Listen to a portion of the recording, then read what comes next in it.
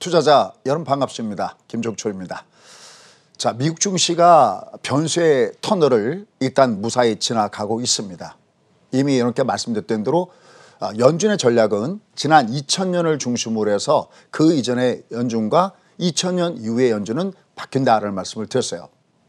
2000년 이전의 연준은 우리가 소위 얘기하는 인플레이션 파이터, 그러니까 물가가 올라가 버리면은 경기도 안 좋아지고 고용도 악화가 되는 연쇄작용이 나타나기 때문에 하여튼 연준은 항상 물가 인상에 대해서 굉장히 예민했었고, 그때 우리가 많이 썼던 단어들이 선제적 대응이라는 단어를 상당히 많이 썼었어요. 그러니까 금리가 올라갈 듯하다 그러면은 물가가 올라갈 듯하다 그러면 이미 금리는 먼저 올리고 보는 거죠. 그런데 2000년 이후부터는 연준의 프라이머리 키, 내가 금리를 어떻게 할 것이냐, 향후 내가 경제 정책을 어떻게 펼쳐질 것이냐 했을 때는 인플레이션은 다소 뒤로 미뤄졌다 그랬습니다. 거기에 정확하게 방점을 찍은 것이 언제냐면 바로 작년 8월 잭슨 홀 미팅이었습니다. 이미 여기서 연준은 소위 에버리지 인플레이션 타겟팅, 평균 물가지를 도입하면서 야, 이거 연준이 물가 말고 다른 걸 더 중요하게 생각하네. 그럼 다른 건 당연히 최근에 많이 얘기되고 있는 바로 고용의 문제입니다. 자, 그런데 과연 금리의 문제는 완전히 지나갔을까요? 도이치방크가 이런 얘기를 하고 있습니다. 지금 시장은 시한폭탄을 껴안고 있는 것과 마찬가지다라는 표현을 하고 있습니다. 언젠가 이게 빵 하고 터졌을 때 과연 어떤 현상이 발생될 것이냐. 1970년대 여러분들 석유 파동했을 때 아시죠?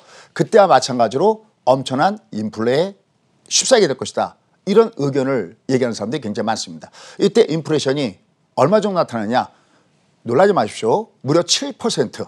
심지어는 70년대 일부 소위 그 비용 인플레 때문에 10% 이상 급등했던 적도 있습니다. 그러니까 아직까지 월가에서는 양쪽의 의견이 팽팽하게 맞서고 있습니다. 자, 그런데 지난주에 어쨌든 굉장히 중요한 현상이 나타났습니다. 우리가 다음 주에 더 나아가서 다음 주 문제가 아니라 앞으로 어떤 전략을 세울 것인가 했을 때 굉장히 중요한 잣대가 될 걸 보고 있는데 한번 살펴보도록 하겠습니다. 여기 보시면요. 바로 시중금리의 현상입니다. 굉장히 꼬랑지를 위로 달고 있죠. 지금 애당초 시장에서 바라봤을 때 CPI는 4.2에서 4.7로 바라봤다라는 말씀을 드렸어요. 근데 이게 아시다시피 5.0으로 발표가 됐습니다. 더더군다나 놀라운 것은 소위 근원 CPI. 얘는 지금 얼마 정도 받냐면은 3.5를 받는데 이거조차도 3.8이 나왔습니다. 그러자마자 여기 좀 보시다시피 금리가 위로 급상승하는 모습을 주고 있습니다. 그래서 결국은 시장이 예측했던 것보다는 높게 나오니까 이거는 역시 금리가 올라가야 돼 하고서 굉장히 치솟았었습니다. 근데 올라가다가 다시 꼬랑지를 달고 내려간 이유가 있었습니다. 그 안을 가만히 들여다보니까 연준이 얘기했던 대로 이게 일시적인 현상일 수 있겠구나라는 아주 중요한 데이터가 나왔습니다. 바로 그것이 뭘까요? 그 물가 상승의 가장 주범을 뽑아보니까 무려 3분의 1을 차지하고 있는 것이 뭐였었느냐? 무려 7.3%나 급등하면서 여기 지수에 변동 보여줬던 것이 바로 유스카, 바로 중고 차량 가격이었습니다. 이 중고 차량 가격이 최근에 차량용 반도체가 부족하면서 엄청나게 급등을 했다 보니까 바로 여기에 포함됐던 것이죠. 이거 그렇다면 최근에 여러분들 아시죠? GM이 생산을 재개하고 하반기부터는 차량용 반도체가 여건이 호전될 것이다. 이런 얘기를 이미 알고 있었기 때문에 그러면 역시 이건 일시적이야 하면서 다시 밑으로 내려갔습니다. 자, 그런데 말이죠. 이건 우리가 소위 얘기하는 일봉상의 흐름입니다. 그런데 드디어 다음 주부터 굉장히 중요한 길목에 들어가게 됩니다. 자, 과연 어떤 길목에 들어가게 될까요? 한번 보시죠. 다음 주부터 오히려 미국은 보다 금융 정책의 터널 속으로 빠져들게 됩니다. 자, 일정을 잠깐 적어놨는데요. 지금 6월 달에 15, 16 FOMC가 시작되는데 바로 다음 주입니다.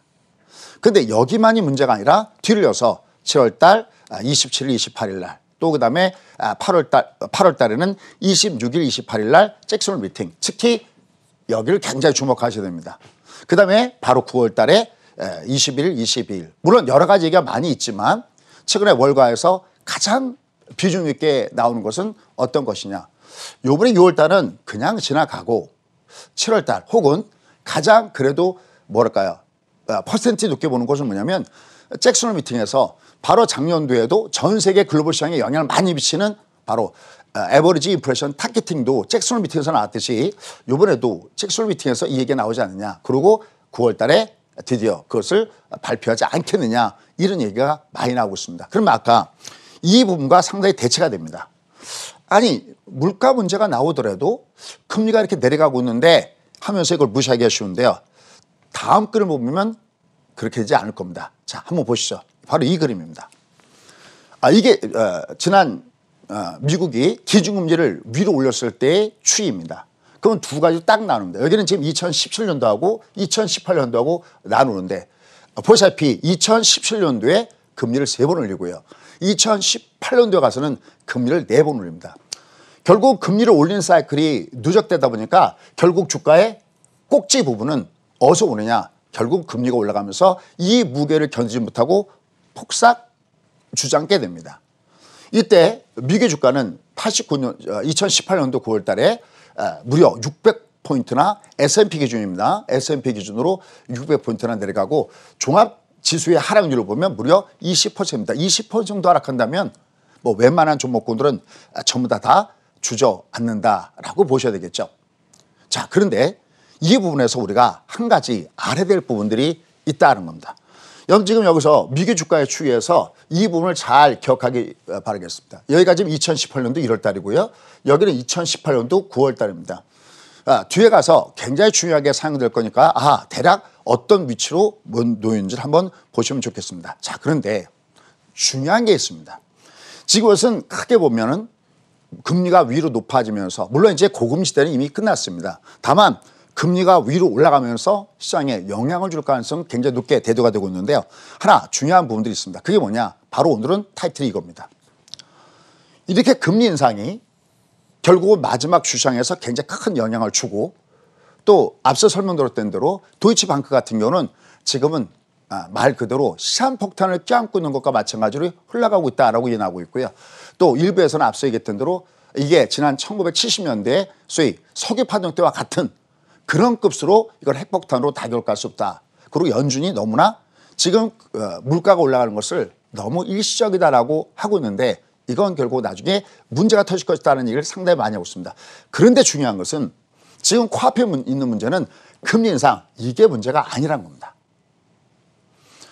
이런 생각을 해봐요. 항상 저희 같은 전략을 세우는 사람들은 앞에 우리가 노출되어 있는 그러니까 우리가 아니어도 시장이 이미 바라보면서 미리 준비하고 있는 그런 악재들이 있습니다. 이 악재는 어떻게 될 거야. 그때 여러분께는 이미 공매도 문제가 있을 때 이건 영향을 준다. 하지만 밑에서는 다시 줍줍해야 된다라는 말씀.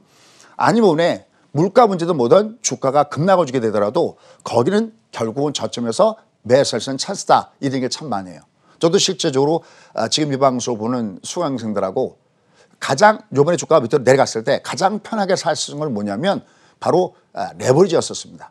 코스피 레버리지 쪽을 중심으로 해서 결국 밑에서 사면 최소한 밑에서 한 15% 정도는 여러분의 재산이 늘어날 겁니다 라는 말씀 드리면서 내려갈 때마다 줍줍했거든요. 결국 올라왔어요. 그럼 이제 우리가 현 시점에서 모두가 넉넉히 있을 때 여러분들 공매도에 대한 문제도 지금은 다시 올라왔지만 특히 아직 코스닥 같은 경우는 저 밑바닥이겠죠.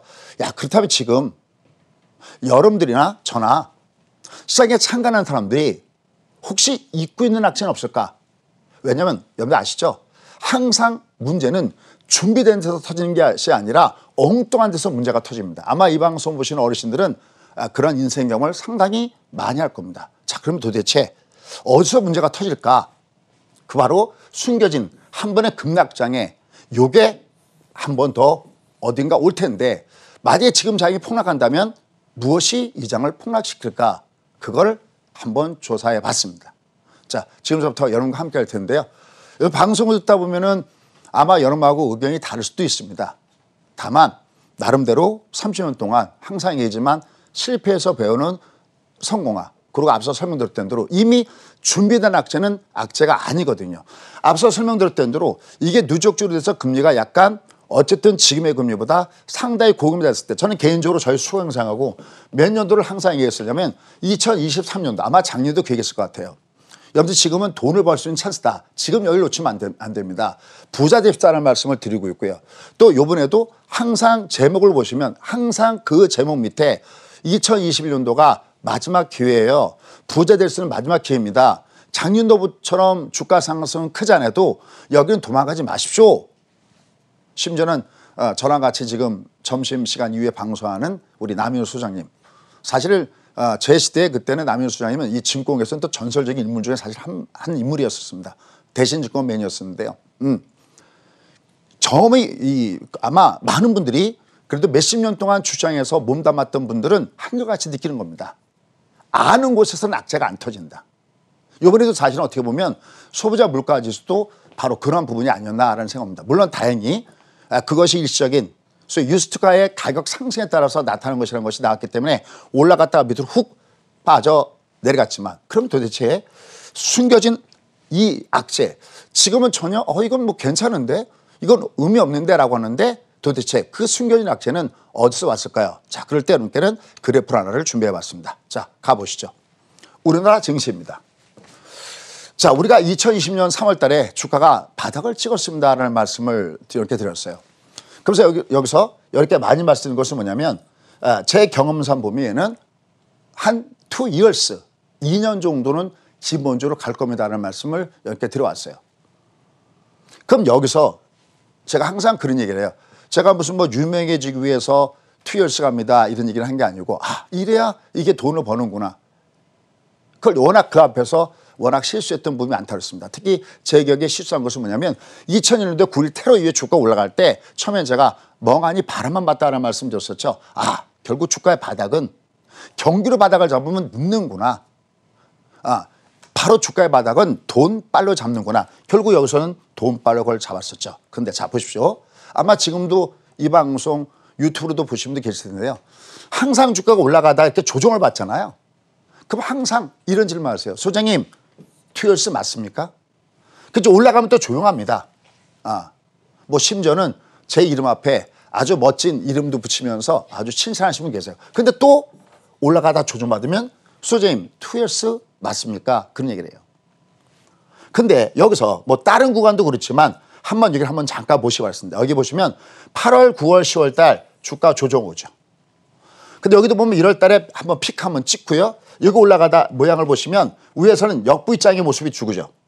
여기 지금 보시면 이렇게 역V장으로 1월 달에 그죠? 과속 스캔들라고 했던데 여기 찍고 여기 보시면 2월 달, 3월 달에 조정을 주죠. 이 조정은 도대체 어디서 오는가? 그러면 얘가 위로 올라가다가 어딘가 조정을 줬을 때 어쩌면 거기랑 굉장히 비슷하게 느낄 겁니다. 그럼 아마 여러분들 딱 머릿속에 느껴지는 게 있을 겁니다. 그렇죠? 미국이죠. 미국 조정받으면 조정받죠. 그런데 정말 중요한 한 가지가 더 있다는 겁니다. 어딜까요? 그렇습니다. 바로 중국입니다. 이 주가의 이 조정 사이클을 가만히 보면 나중에 그래프를 비교해서 보시면요. 중국이 조정을 받았다고 우리가 항상 조정받지는 않습니다. 근데 중국이 조정을 받을 때 이미 우리가 조정받을 준비를 하고 있어요. 그러다가 예를 들어서 만약에 7월 달 같은 경우에 중국이 조정을 받았음에도 불구하고 우리가 올라간 것은 왜 그러냐.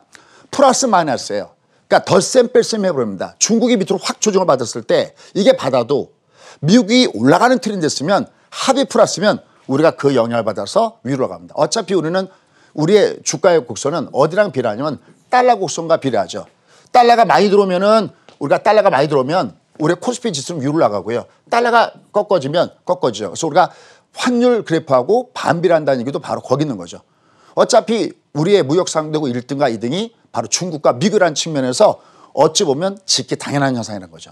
자, 그렇다면 과연 어떠한 흐름을 우리가 준비하고 이 악재를 대비할 것인가. 아까 어떻게 보면 다가오는 이 악재가 이미 우리도 모르게 이미 만성에 젖어서 이제 그건 악재는 아니야 라고 놓치기 쉬운데 이 장을 한 번 더 훅 내려가면서 우리한테 또 한 번 부자 될 수 있는 그런 기회가 어디서 오느냐라는 겁니다. 자, 이걸 한번 보시죠. 아까 제가 미국 주가를 잘 기억하셨습니다. 여기가 2018년도 1월 달입니다. 아까 미국 증시 보셨죠? 여기가 1월 달에 이렇게 써져 있고 또 내려왔다가 여기가 지금 언제냐면 여기가 2018년도 9월 달입니다. 미국은 여기서부터 내려왔다가 이렇게 위로 올라가서 다시 오히려 앞에 있는 고점을 살짝 돌파했습니다. 아까 모양을 보시면. 근데 우리는 여기 고점 찍은 다음에 그냥 밑으로 내려왔었고요. 여기서부터 이렇게 내려가고 있습니다. 자, 그러면 다음 그림 한번 보시기 바랍니다. 자, 이 그래프입니다. 어떠세요? 여러분들 중에서는 앞에 있는 그래프를 똑같이 복사한 것이 아니냐 이렇게 생각할 수 있거든요. 아닙니다. 이건 우러나 증시가 아닙니다. 어디에 그래프일까요? 그렇습니다. 바로 둥국의 그래프입니다. 그러니까 어느 일정한 수준에서는 플러스 마이너스가 돼서, 즉 중국이 앞서 설명드렸듯이 조정을 받아도 미국이 강하게 올라갈 때 우리가 거기에 같이 엎어터서 같이 올라갈 수가 있는데, 어느 순간에는 미국과 우리가 갈라져 버리고 우리는 그대로 중국을 쫓아갑니다. 여러분, 그러면 2018년도, 19년도에 무슨 일이 있었을까요? 그렇습니다. 바로 미국과 중국의 무역 전쟁, 바로 미국과 중국의 정면 충돌이 있었습니다. 자, 그런데 이게 언제부터? 7월 말서부터 우리가 굉장히 조심해야 되는 그 현상이 다가온다는 걸 여러분들이 아셔야 된다라는 겁니다. 언제부터요? 7월 말이요. 왜 그러면 7월 말일까라는 겁니다. 이미 예전에 한번 제가 미리 예고 말씀드렸습니다. 우리가 한 7월 말 이후부터는 이제 미국과 중국의 보다 본격적인 충돌 현상이 더욱더 강하게 다가올 겁니다. 그런데 지금 우리는 그걸 잊고 있습니다. 왜요? 그냥 무난하게 올라가니까. 또 여러분들 예전에 한번 보여드린 바가 있었죠. 중국 증시를 보여드렸을 때 주가가 내려왔을 때 마틴 결전에 놓여져 있기 때문에 중국은 빠질 부분이 아니다라는 말씀드렸어요. 그러니까 중국이 쪽박만 깨지 않으면 우리는 올라가는데 그 쪽박을 깨는 구간이 아니라 마틴 구간에 있었기 때문에 110과 240 경계선 구간에 놓여졌기 때문에 얘가 위로 올라가면서 결국 우리도 같이 올라가게 된 그런 부분이 있었다라는 겁니다. 자, 그럼 이제 중요한 겁니다. 미국과 중국이 이제 드디어, 우리는 또 잊고 있지만 정면 충돌하게 될 텐데요. 미국과 같은 배를 타고 가다가 쫙 갈라지게 된 그 계기가 바로 미국과 중국이 본격적인 충돌하게 됐던 2018년도 이후에 완전하게 너는 너 나는 나 갈라졌다는 겁니다. 자, 그런데 중요한 것들이 있습니다. 미국은 항상 패권에 도전하는 자를 그냥 가만 놔두지 않았죠. 이미 일본이 그래서 버블 붕괴, 1990년대죠. 1990년대 버블 붕괴와 양털 깎기도 하면서 확 내려가 버렸고요. 그 다음에 구소련이 해체에 들어간 것도 바로 이분이었습니다. 그래서 바로 미국은 GDP의 40% 법칙이 따랐습니다. 미국의 GDP의 40% 육박하는 나라는 어떻게든지 밟아서 미국의 패권에 도전할 수 없도록 해놓는 거죠. 그런데 지금 예외가 있죠. 지금 중국은 이미 40%를 넘어서서 훨씬 높은 수준이 있습니다. 왜일까요? 원래는 2008년도 이후에 2009년도에는 이미 미국은 중국을 밟아줬어야 됩니다. 더 이상 패권에 도전할 수 없도록 만들어줬어야 됐습니다. 그런데 못했습니다. 왜 그렇습니까? 2008년 리먼 사태가 터졌죠. 이미 미국도 지코가 석자이기 때문에 중국을 밟아주려 할 때 밟아주지 못했습니다. 그래서 오히려 중국은 소위 등소평의 도강 양의 정신이 아니라 분발 유의 떨쳐 일어나서 굉장히 엄청나게 치고 올라가는 이런 모습을 주면서 지금은 정면으로 소위 미국과 중국이 맞짱을 뜨고 있는 이런 모습입니다. 마치 지난 2차 세계대전 이후에 1945년도 이후에 미국과 구소련이 맞짱을 뜨는 것과 마찬가지의 그런 강력한 힘을 중국이 갖고 있다는 겁니다. 그럼 여러분 한 번씩은 들어보셨을 겁니다. 특히 DDS 함정 아시죠? 하늘 아래 두 개의 태양은 존재할 수 없고 어떤 강대국이든 자기 자리를 넘보는 그 나라는 가만둘 수가 없죠. 그러니까 바로 1등 국가와 2등 국가가 결국은 정면 충돌하게 된다. 바로 특히 DDS의 함정이다라고 할 수가 있겠죠. 바로 과거 그리스의 스파르타하고 아테네에서 나왔던 그 부분들이 이제 된다는 겁니다. 지금 미국과 중국의 문제는 우리가 핫 이슈가 되진 않습니다. 그렇죠? 왜? 온통 모든 시각이 저를 비롯해서 모든 시각은 전부 다 어디 갔냐면 전부 다 미국의 금리 문제에 맞춰져 있고 이게 어떻게 되면 맞춰져 있습니다. 그러나 앞서 설명드렸죠. 문제는 거기서 터지지 않는다는 거죠. 아까 보셨듯이 물가가 그렇게 치솟음에도 불구하고 주가는 난 괜찮아. 왜? 난 이미 매를 맞았어 라는 겁니다. 근데 지금 매를 맞지 않고 있는 유일한 부분이 어디냐? 바로 미국과 중국이 정면을 충돌하는 이 부분이라는 겁니다. 근데 바로 7월 말 이후에 드디어 미국과 중국의 보다 본격적인 심화가 될 가능성이 없습니다. 정확하게 날짜를 얘기한다면 바로 7월 말에 뭐가 열립니까? 그렇습니다. 바로 일본의 도쿄 올림픽이 열립니다. 그때까지는 전부 다 모든 것이 수면 아래로 가라앉았습니다. 그런데 7월 23일부터 바로 8월 8일까지 도쿄올림픽이 열리는데요. 이게 끝나가는 순간에는 어떻게 될까? 그렇습니다. 드디어 미국이 게임을 시작할 가능성이 굉장히 높다는 겁니다. 어떤 게임을요? 바로 내년에 2월 달에 중국이 베이징에서 동계올림픽이 열리죠. 아마 한 번씩은 스쳐 지나갔을 겁니다. 아직은 그냥 기사로만 나오고 있는데 동계올림픽 보이콧 얘기가 나와져 있죠. 그래서 뭐는 파견하되 뭐는 파견하지 않는다 뭐 그런 얘기도 나오고 있고 굉장히 심각한데 7월 말 이후에는 이게 굉장히 가속화될 가능성이 굉장히 높다는 겁니다. 특히 가장 중요한 게 있습니다. 지금 미국은 일부 국제정책들 뭐라냐면 포스트 시진핑, 즉 시진핑 이후에 뭔가 대체되는 인물, 이 인물을 내세워서 결국은 중국을 순화시켜 나가는 이런 작업을 이미 시작했다라는 얘기도 이미 일부 국제정치학자들은 이미 하고 있다라는 겁니다. 그런데 바로 내년에 시진핑이 3연임을 들어간다라는 겁니다.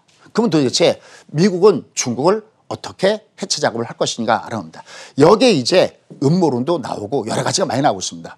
어쨌든 미국은 또 내년 11월 달에 중간 선거도 있습니다. 그러면 중국에 대한 적대적인 감정을 이용할 수 없죠. 자, 그럼 이제 한번 보도록 하겠습니다. 이 부분이 굉장히 중요한데요. 지금 미국은 중국을 상대할 때 어떻게 생각하냐면 일본에 썼던 전략과 구소련에 썼던 전략을 두 개를 병합해서 쓸 가능성이 없다는 해석이 나오고 있습니다. 그럼 이거 뭐냐? 버블 전략. 엄청나게 돈을 많이 풀어야 되죠. 여기서 이제 소위 음모론 같은 것이 나오고 있습니다. 여러분들 어떻게 생각하는지 한번 들어보시죠. 서로 각각의 의미가 있는 거니까요. 여기 뭐냐면 야, 미국이 이렇게까지 돈을 풀 필요가 있을까? 이미 이 정도로도 충분한데 사실 우리가 이미 트럼프 시절에도 마찬가지죠. 여러분들 트럼프 시절에 2017년도에는 금리를 올렸어도 주가 올라갔던 것은 왜냐하면 바로 감세 정책 때문에 감세 정책에 의한 기업의 효과가 2017년도에 금리 인상을 딛고 올라갔었습니다. 근데 2018년도에 왜 확 꺾어졌을까요? 그렇죠. 결국은 인플레 유발했기 때문에 확 빠졌다는 얘기죠. 사실은 지금 월가에서 나온 얘기는 이 조 바이든 정부에서 더 이상 돈을 안 써도 된다라고 얘기가 나오고 있습니다. 근데 그럼에도 불구하고 지금 6조 달러의 돈을 결국은 쓰겠다라는 얘기가 나오는 거잖아요. 그죠? 돈을 풀 필요가 없는데 계속해서 돈을 풀어준다. 우리가 양털깎이 개념이 뭡니까? 어마어마하게 많은 돈들을 갖다가 전 세계에 퍼트려 놓는 거죠. 그 다음에 맨 끝에 어떻게 하는 겁니까? 목줄을 재는 거죠. 어떻게 해요? 바로 금리를 올려가면서 어떻게 되겠습니까? 많은 돈들이 다시 미국으로 빨리 들게 되면 다른 나라들은 전부 다 폭삭 주저앉게 되는 거죠. 일종의 소위 테이퍼 텐트럼도 바로 그와 같은 그런 부분입니다. 그러니까 돈은 여전히 미국은 계속해서 돈을 푼다. 이거 돈을 그렇게 풀 필요가 있을까? 여기서 소위 아까 얘기했던 대로 음모론도 나온 이유가 바로 거기에 있습니다. 그런데 여기 보면 구소련 해체 방법은 더욱더 기가 막힙니다. 물론 구소련이 해체되는 지금 23분인데 나중에 좀 부족한 것은요. 제가 10시 30분에 좀 더 이 부분을 한번 터치해 보도록 하겠습니다. 여러분들 구소련이 해체된 이유들은 여러 가지 이유들이 있죠. 1985년에 소위 고르바초프가 등단하게 되죠. 그 전만 하더라도 별로 지도자들이 그렇지 못했는데 85년대 정말 어떻게 보면 구소련은 지도자다운 지도자의 학력을 갖고 있는 고르바초프가 등장하게 됩니다. 근데 이 고르바초프가 누굽니까? 우리가 소위 얘기하는 진보 세력 중에 하나죠. 근데 이 진보에 대한 속도에 대해서 너무 불만을 갖고 있는 이런 급진 진보파와 그다음에 보수파들이 양쪽으로부터 지지를 못 받게 되는 이 고르바초프가 결국 어떻게 됩니까? 나중에 보수파에 의해서 쿠데타를 만나게 되죠. 그래서 아마 여러분들 1991년도에 옐친이 탱크에서 올라가는 거 아마 연설하는 거 보셨을 겁니다. 결국은 소련이 아프가니스탄 문제라든지 아니면 사실은 그 전에 구소련은 스탈린이 있었죠. 농업국가였던 구소련을 공업국가로 바꿔주면서 또 한때 옐친 이전에 무려 국민소득이 개인당 1만 달러였던 그 나라가 순간적으로 밑으로 폭삭하게 된 여러 가지 이유들이 있는데 사실은 여기서 우리가 끄집어내는 것은 뭐냐면 지금 중국하고는 정반대 전략인데 구소련은 여러분 아시다시피 통자에서 물건을 만들었기 때문에 이미 1970년대만 들어서면 이미 서방 국가들하고 물건에 대한 경쟁이 없습니다. 그러니까 쉽게 해서 돈 주고 소련의 물건을 사 쓰지 않는다는 거죠. 그러니까 경쟁이 완벽하게 떨어졌던 소련은 딱 하나 살 길은 딱 하나밖에 없었습니다. 뭘까요? 그렇죠. 석유 1생산국을 그때 자처할 정도로 어마어마하게 생산을 많이 했죠. 석유라든지 아니면 가스라든지 아니면 철강수를 비롯한 각종 이런 것들을 팔면서 결국 구소련은 유지를 해나갔습니다. 근데 구소련이 로또를 맞게 되죠. 1970년대에 앞서 설명드렸던 대로 바로 유가가 굉장히 급등을 주면서 이 구스토론이 갑자기 떼부자가 되는 겁니다. 마치 로또를 맞은 사람처럼. 어떻게 됩니까? 바로 1970년대 그렇게 많은 돈들이 들어오다 보니까 1980년대에 바로 미국과 군비 경제에 들어갑니다. 여기서부터 미국이 상대방의 나라를 잡아챌 때 아까 했던 대로 일본은 버블을 만들어 놓고 금리가 올라가면서 금리가 2.5에서 불과 1년 만에 미국은 6% 올라갑니다. 그러니까 폭삭 주저할 수밖에 없었고 그다음에 구스토론의 방법은 이건 이미 상대가 안 되는 거고요. 오로지 이 원자재 가격만 잡으면 되기 때문에 석유값만 내리면 됐었습니다. 어떻게 했습니까? 그때 미국이 작전을 했던 건 뭡니까? 미국도 석유를 엄청나게 생산하면서 누구를 갖다가 목조입니까? 사우디죠. 사우디 흔들면서 증산시킵니다. 그것뿐만 아니죠. 이후 서방 국가들한테는 뭐냐면 비축유를 전부 다 풀라고 지시를 해버립니다. 그러니까 쌓였던 비축유가 쏟아 나오고 사우디가 석유를 엄청나게 생산하고 미국도 생산하니까 어떻게 합니까? 80년대 석유를 비롯한 원자재 가격이 폭삭 주저앉게 되죠. 결국은 소련 옆에 줄을 섰던 많은 이 동유럽의 국가들이 하나둘씩 이탈하게 되고 구스토론이 멸망하게 되는 가장 중요한 계기가 되죠. 근데 여기는 반대죠. 지금 중국은 여러분들 유가가 이런 생각 안 하세요? 쉐일올도 그렇게 많이 나오고 있고 아무리 경기가 좋아진다 그래도 지금 유가가 70달러 선에 가서 별로 빠지도 않고 있습니다. 여기는 전혀 역전력이죠. 이때는 원자재 가격을 급락시켰는데 지금 원자재 가격이 어마하게 폭등을 주고 있죠. 결국 그렇다면은 이 미국이 취할 이런 정책은 결국은 무엇일까요? 라는 것을 우리가 한 번 정도는 생각할 필요가 있다는 겁니다. 결국은 또다시 미국은 일본을 상대했던 전략과 그다음에 구스토론을 상대했던 전략을 이걸 그대로 중국에다가 그대로 쓴 거죠. 그래서 중국도 지금 만반의 조치를 취하고 있죠. 여러분들 외화 그 부분에 대해서 지금 지준율을 높였던 것도 바로 그런 부분입니다. 중국도 중국 나름대로 미국한테 당하지 않기 위해서 되고 있는데 이 전쟁이 드디어 7월 말 이후에는 본격화 될 가능성이 없다는 겁니다. 항상 우리가 보지 않았던 데서 굉장히 문제가 터진다는 것을 염두에 둬야 됩니다. 자, 그런데 중요한 것은요. 이것조차도 이미 우리가 어느 정도 알고 있다는 겁니다. 자, 그런데 중국은 지금부터가 진짜입니다. 매우 외환에 시달릴 수 없습니다.